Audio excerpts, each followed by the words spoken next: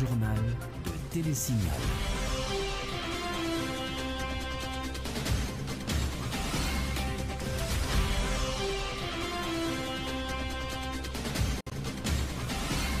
Bonjour, bonsoir à toutes et à tous. Bienvenue pour cette nouvelle édition du Grand Journal sur Télésignal. Merci d'être avec nous. À la une de l'actualité, 3 morts, dont 2 écoliers et 2 blessés. Bilan de 2 fusillades survenues entre mardi soir et ce mercredi dans les communes de Carrefour et Tabar. Dans l'actualité, la République dominicaine ferme ses 5 consulats en Haïti. Décision prise pour des raisons de sécurité, explique le chancelier haïtien qui demande à la population haïtienne de garder son calme face au conflit entre les deux pays. 48 heures après la publication du décret électoral, le Conseil électoral provisoire annonce disposer d'une proposition de calendrier électoral. Le CEP devrait rencontrer les structures politiques autour du document le 11 mars prochain, informe Pierre-Louis Aupont. La branche radicale de l'opposition remet le dossier de la réduction des prix du carburant sur le tapis. La table de concertation annonce 2 journées de grève pour les 9 et 10 mars prochains. Et puis enfin, l'heure nationale avancée de 60 minutes à partir de ce dimanche 8 mars. Le bureau de communication de la présidence invite la population à se régler sur ces nouvelles dispositions afin de ne pas avoir de contretemps dans ses activités quotidiennes. Voilà pour les titres, le développement dans un instant.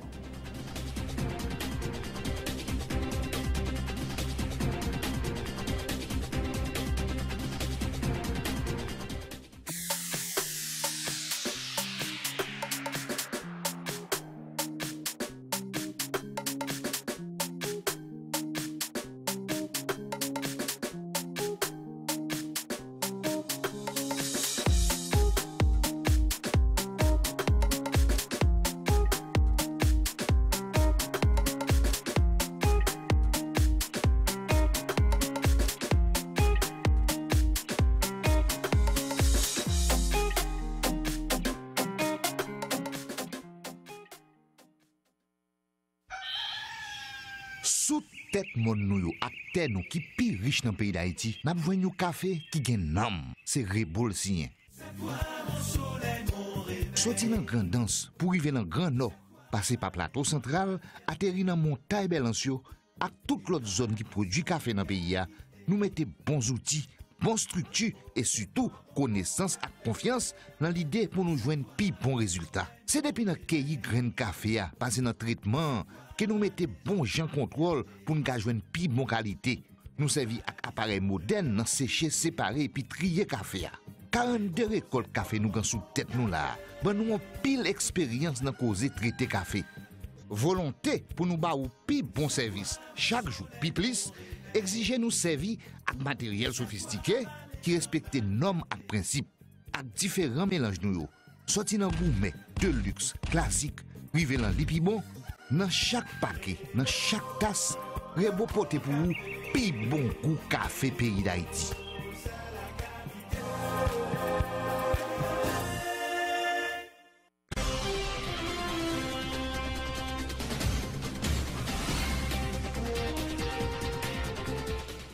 Merci de votre fidélité. Le développement du journal. Comme annoncé en titre, l'heure nationale sera avancée de 60 minutes à partir de 2 h du matin ce dimanche 8 mars 2015. C'est ce qu'informe le bureau de communication de la présidence qui rappelle à la population que selon les dispositions de l'arrêté présidentiel du mercredi 7 mars 2012, l'adoption du changement d'heure en fonction des saisons est permanente. Donc à 2 h du matin dimanche, il sera 3 h du matin. Le bureau de communication de la présidence invite la population à se régler sur ces nouvelles dispositions afin de ne pas avoir de contretemps dans ses activités quotidiennes. Parlons insécurité, comme annoncé en titre, des bandits armés non identifiés circulant en moto ont ouvert le feu sur des passants dans la commune de Tabar, précisément à Tabar 9 ce mercredi après-midi, acte qui a conduit à la mort de Mackenzie Aurélien, 18 ans. La victime était en classe de 8e année fondamentale au collège Voltaire d'Haïti, a indiqué le porte-parole adjoint de la police nationale d'Haïti, Gary Desrosiers.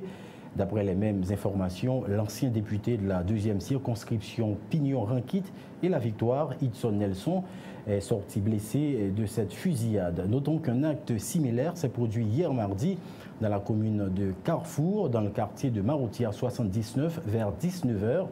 Des bandits armés ont tiré sur des riverains. L'un d'entre eux est mort sous le coup et un autre à l'hôpital. Pierre-Félix Boursicot, 20 ans, élève de Réto, a reçu plusieurs projectiles durant l'attaque.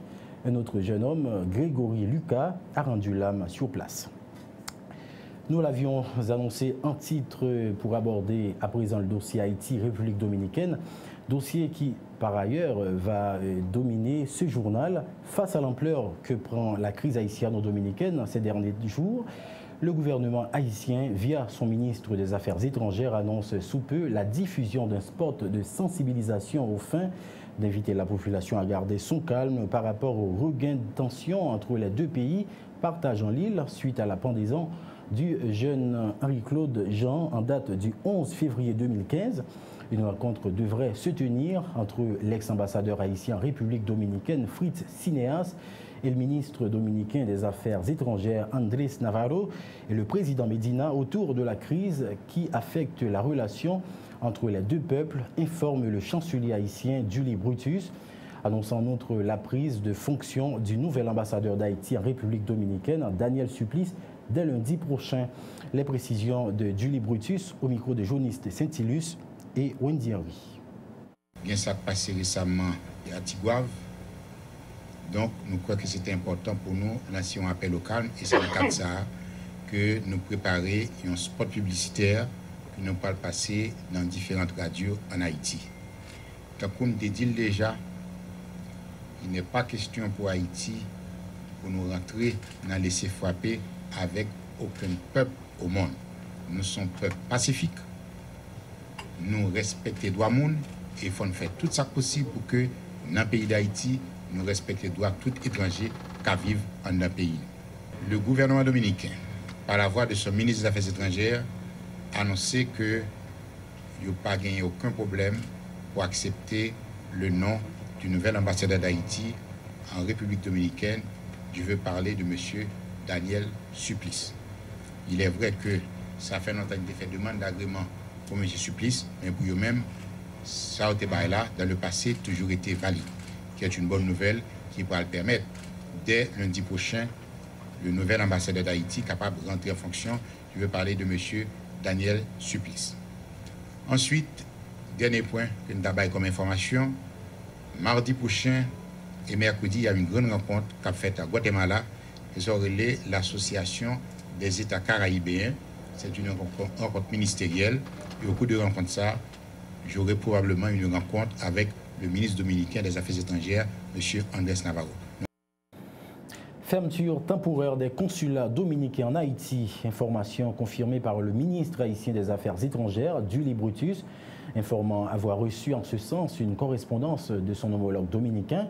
Dans cette lettre, les autorités dominicaines évoquent la question de sécurité pour justifier leur décision, rapporte le chancelier haïtien. Il fait savoir que des dispositions ont déjà été prises en ce sens par l'État haïtien pour protéger les bâtiments logeant les missions diplomatiques dominicaines en Haïti. Les précisions du ministre haïtien des Affaires étrangères au micro de journaliste Saint-Ilus et Wendy Henry. Nous recevons matin une lettre du gouvernement dominicain qui annonce nous que yo fermé temporairement les consulats dominicains, que ce soit au Cap-Haïtien, à Ansapitre, à Pétionville, temporairement. Et selon nos informations, le ambassadeur supposé retourner très bientôt ici en Haïti. Donc nous croyons que c'est important pour nous mettre information ça. Et raison que expliquer pour fermeture différents consulats, c'est parce que tu as aimé que le gouvernement haïtien a garantie de sécurité pour les différents consulats dominicains qui ont opéré sur le territoire national. Garantie de sécurité que nous prêtons pour nous bailler à gouvernement dominicain, d'autant que après l'événement qui est passé à Pétionville, tout de suite, le ministère des Affaires étrangères a l'aide par le ministre de la Justice pour demander de prendre toute disposition pour renforcer la sécurité autour des consulats et de l'ambassade de la République dominicaine ici en Haïti. Donc, pour nous-mêmes, toutes les dispositions sont déjà prises pour assurer la sécurité des consulats dominicains. Et toujours dans ce chapitre, le gouvernement haïtien travaille afin de livrer des documents légaux aux Haïtiens en situation irrégulière en République dominicaine, annonce le ministre des Affaires étrangères Julie Brutus. Pour l'instant, environ 10 000 d'entre eux ont déjà bénéficié de leur carte d'identification nationale ainsi que leur acte de naissance en attendant la livraison de leur passeport, poursuit le diplomate haïtien qui annonce que ce dossier préalablement confié au ministère des Haïtiens vivant à l'étranger se trouve actuellement entre les mains du ministère haïtien des Affaires étrangères sur ordre du président Martelly. Écoutons à ce sujet le ministre Julie Brutus. Au niveau haïtien, nous prenons disposition pour nous bailler papier, puisque une quantité haïtien qui vivent en Dominicanie qui n'a pas aucune pièce d'identité. Pour l'instant, nous déjà recevons une quantité haïtien. Nous baillons ça aurait les signes qui gagnent acte de naissance. Donc maintenant, ça crée pour nous baillons, c'est un passeport haïtien. Tout d'abord. Et ce n'est pas un dossier qui était géré par le ministre des Affaires étrangères, c'était le ministère des Haïtiens vivant à l'étranger qui était responsable. Le président a demandé au ministère des Affaires étrangères hier de prendre définitivement ce dossier en main, à savoir le dossier des Haïtiens qui à l'extérieur qui n'a pas de papier. Donc à partir de cette semaine, nous allons avoir une réunion avec le MAV pour nous mettre d'accord sur comment nous allons continuer de travailler ça. Il faut qu'on dise que selon mes informations, pour l'instant, nous n'avons pas le chiffre dépassé 10 000 personnes qui déjà recevoir des documents dans mail. Mais nous comptons, dans un temps qui n'est pas trop long, et bien accélérer le processus. Ça. Donc, en ce qui a trait à l'expulsion haïtienne qui vit en République dominicaine, nous ne pouvons pas rentrer dans plus de détails là-dessus. Nous supposons rencontrer avec nos homologues, rencontrer avec le ministre des Affaires étrangères dominicain. Donc, à partir de ce moment, nous sommes capables de faire des échanges sur la situation. Peut-être à mon retour, je suis capable de vous donner davantage d'informations. Les dirigeants de la communauté des Caraïbes, CARICOM, ont exprimé mardi leur grave préoccupation face aux difficultés rencontrées par les personnes d'ascendance haïtienne en République dominicaine.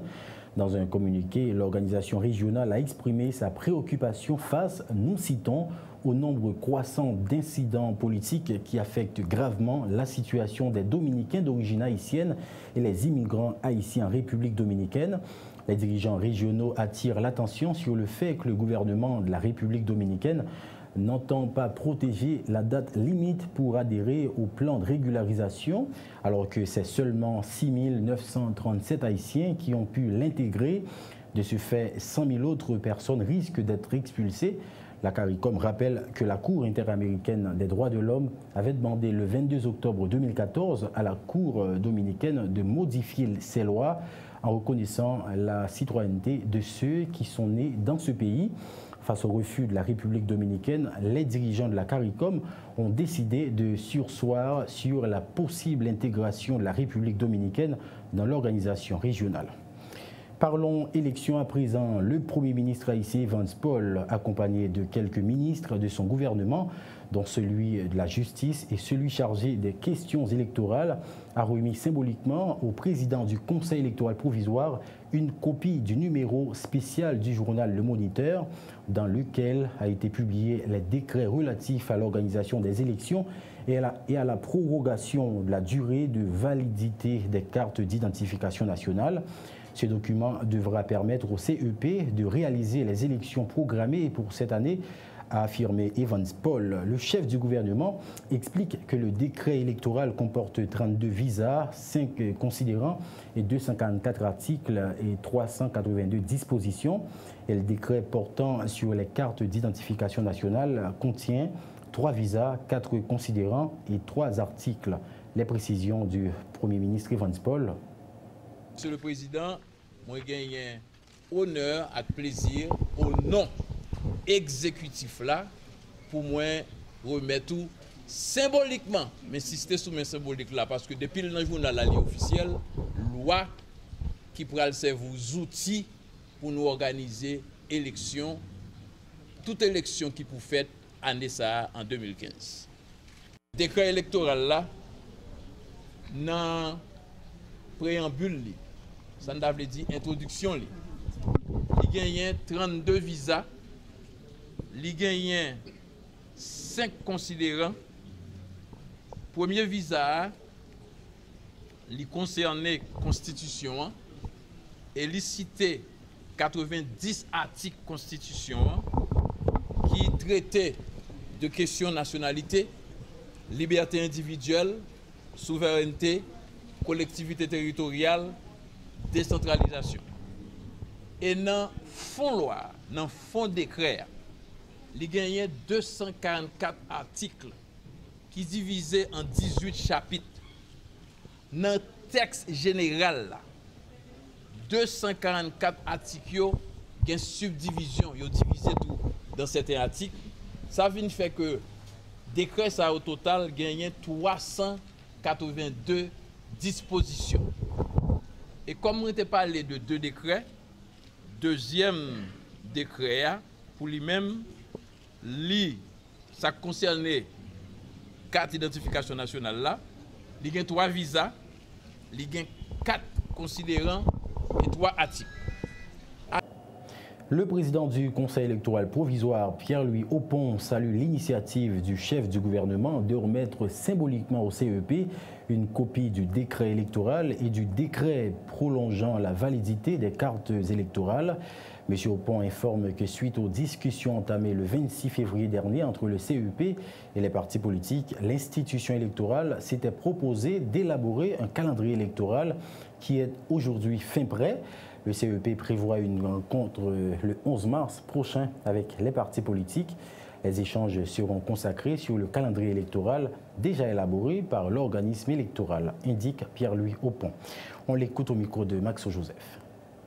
Au nom du Conseil électoral provisoire, je remercie l'exécutif là et le Premier ministre en particulier pour courtoisie et l'élégance qui fait que l'hypothèse décret électoral dans le CEP aujourd'hui. Nous-mêmes dans le CEP, nous te dit l'une des rencontres avec les partis politiques le 26 pour une édition de calendrier électoral là. Nous finissons prendre toutes recommandations, toutes remarques, nous prenons le travail sur en attendant que le décret électoral là paraît. Et sitôt que le décret apparaît, nous te dit que dans les 48 heures, nous avons sorti au calendrier électoral. Le décret a sorti hier et comme premier geste et comme première étape dans le processus là, nous avons pris parole nous. Jeudi à la calendrier électoral apparaît.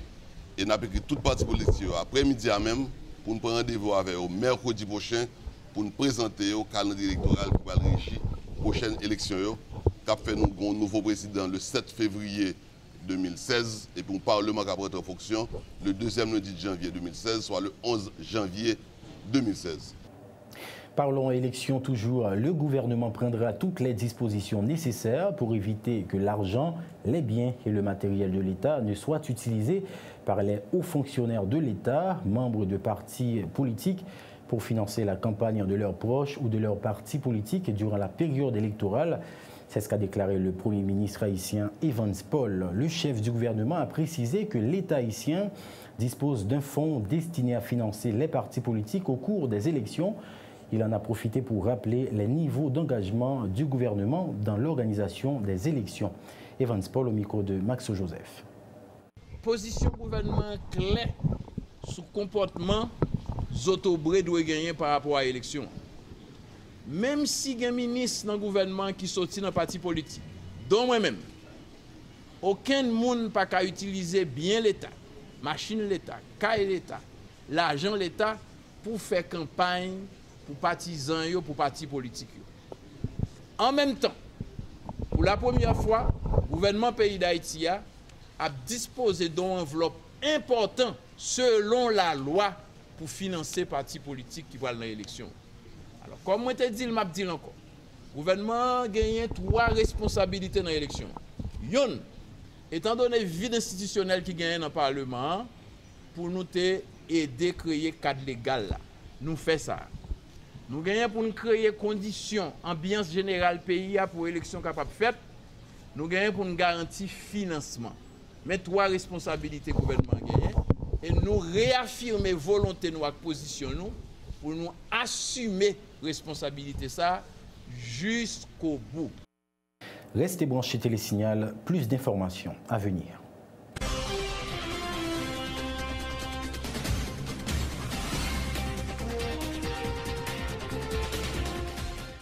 Bonjour, je suis Daniel, je vis aux Caraïbes. Malheureusement, quand il s'agit de shopping, je suis toujours à court de choix. Par exemple, la recherche d'un cadeau pour ma copine, ou un lecteur MP3, ou même un casque. Grâce à eShopper Express, je peux maintenant faire mes courses en ligne. Les expéditions internationales de magasins en ligne étant si chères et souvent non disponibles, eShopper Express donne l'opportunité à ceux vivant hors des États-Unis de faire des emplettes comme s'ils y étaient. Il suffit d'aller sur le site www.eshopperexpress.com, ouvrir un compte gratuit et voilà, vous recevrez votre propre adresse aux États-Unis. N'oubliez pas d'utiliser votre adresse aux États-Unis pour tous vos achats en ligne. eShopper Express vous informera dès l'arrivée de vos colis chez eux par courrier électronique.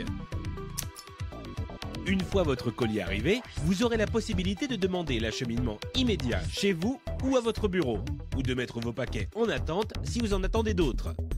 Vous pouvez alors demander la consolidation de vos paquets en un seul envoi.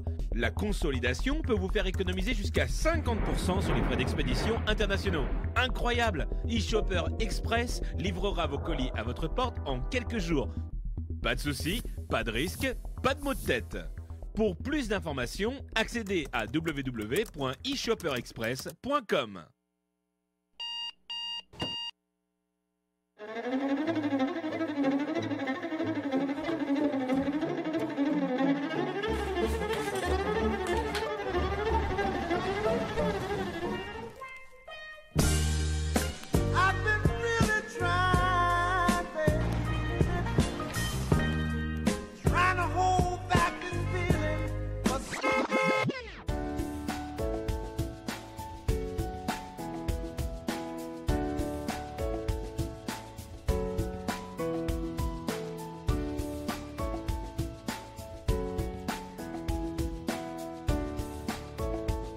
Démaquillant, lotion après rasage et lotion rafraîchissante.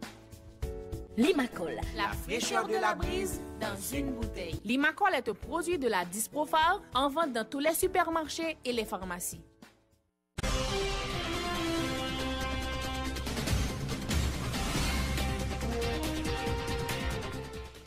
Merci de votre fidélité. La suite du journal. Botab Concertation, un regroupement politique de Famille Lavalas et d'autres organisations de base, dit appuyer le mot d'ordre de grève lancé par des organisations de l'opposition pour les lundis 9 et mardi 10 mars prochains en faveur d'une réduction de 5 gourdes les prix du carburant sur le marché haïtien.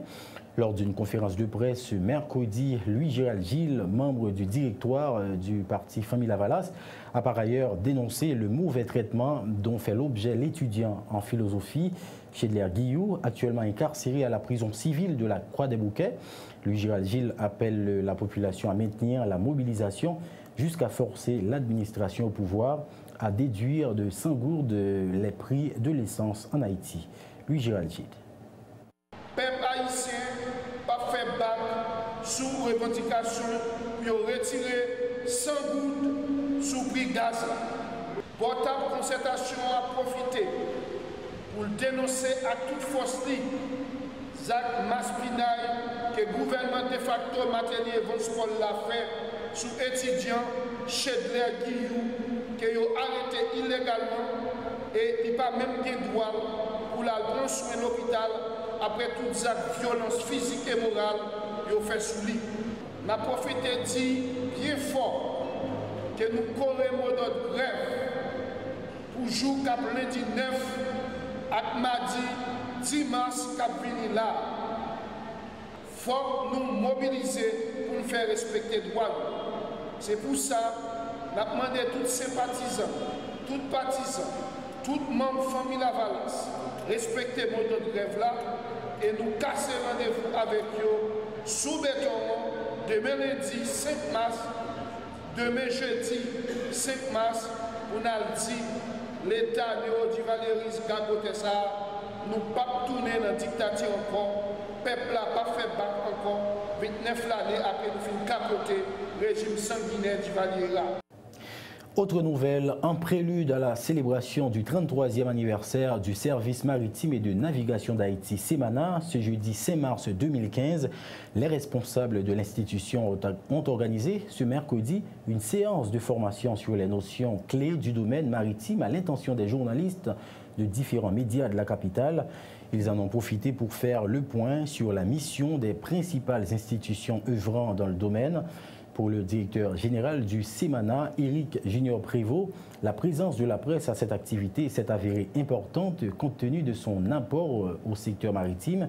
Grâce aux médias, les informations arrivent à temps aux populations, ce qui permet de sauver des vies et aussi de mieux comprendre le rôle du secteur maritime ainsi que le jargon qu'il utilise. Les propos du directeur général du SEMANA, Éric Junior Prévost, sont recueillis par Éphésie Mathieu. Différentes activités que SEMANA a réalisées et lui fait comprendre et connaître comment l'institution ça marche. Tout d'abord, en tant que directeur général service maritime et de navigation d'Haïti SEMANA, moi je voulais dire merci à la presse qui peut des gros support, qui va être beaucoup de main dans ce secteur maritime. Il faut que nous disions tout. Grâce à la presse, un pile message qui véhiculé et nous permettent, la presse permet que SEMANA fait un pile éducation, un pile sensibilisation à la population.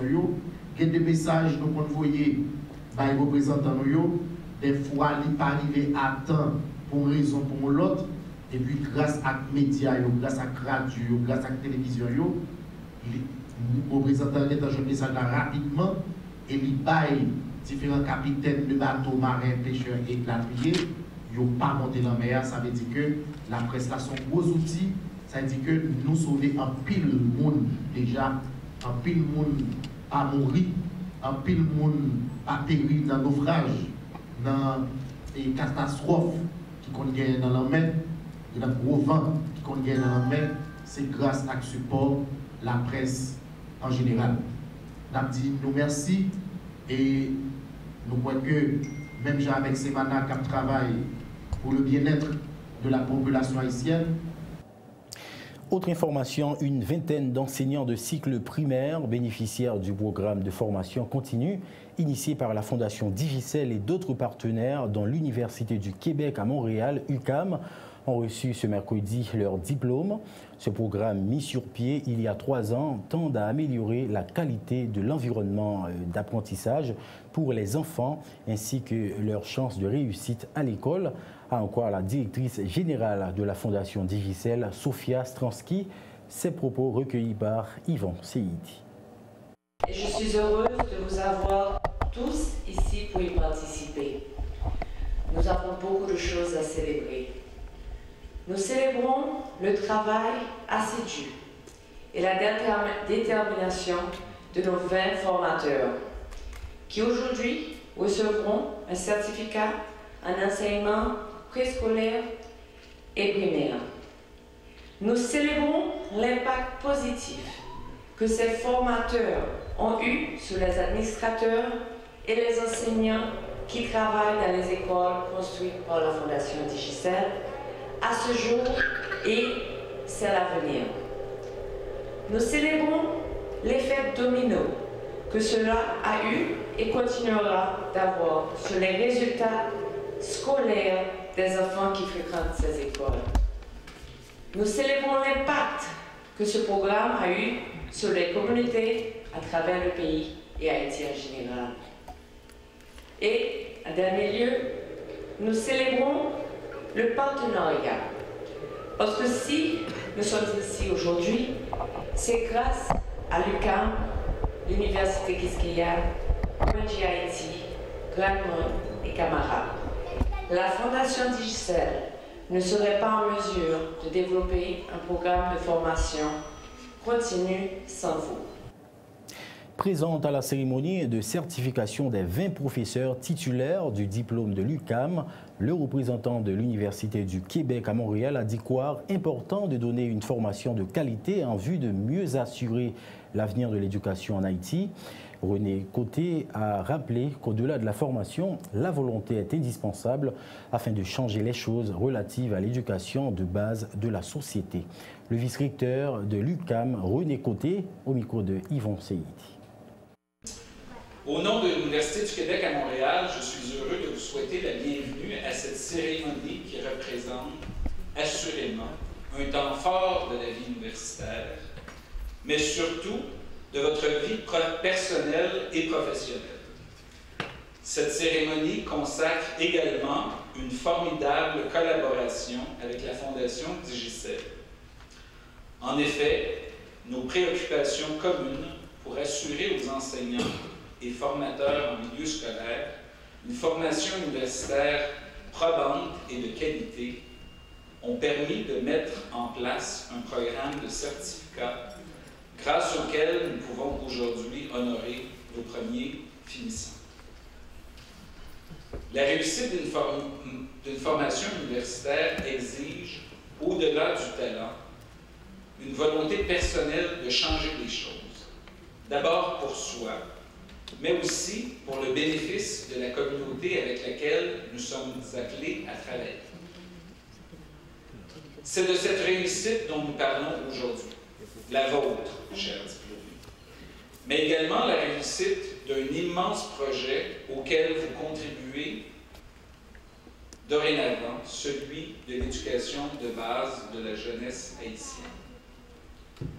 Vous avez déjà relevé un premier défi en terminant votre certificat. À présent, le rappel des titres avant de refermer cette édition. 3 morts, dont 2 écoliers et 2 blessés. Bilan de 2 fusillades survenues entre mardi soir et ce mercredi dans les communes de Carrefour et Tabar.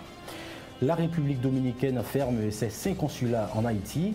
Décision prise pour des raisons de sécurité, explique le chancelier haïtien qui demande à la population haïtienne de garder son calme face au conflit entre les deux pays. 48 heures après la publication du décret électoral, le Conseil électoral provisoire annonce disposer d'une proposition de calendrier électoral. Le CEP devrait rencontrer les structures politiques autour du document le 11 mars prochain, informe Pierre-Louis Aupont. Dans l'actualité également, la branche radicale de l'opposition remet le dossier de la réduction des prix du carburant sur le tapis. La table de concertation annonce 2 journées de grève pour les 9 et 10 mars prochains. Et puis enfin, l'heure nationale sera avancée de 60 minutes à partir de ce dimanche 8 mars. Le bureau de communication de la présidence invite la population à se régler sur ces nouvelles dispositions afin de ne pas avoir de contretemps dans ses activités quotidiennes. C'est la fin de cette édition. Merci de votre attention et de votre fidélité. Très bonne suite de programmation sur Télésignal.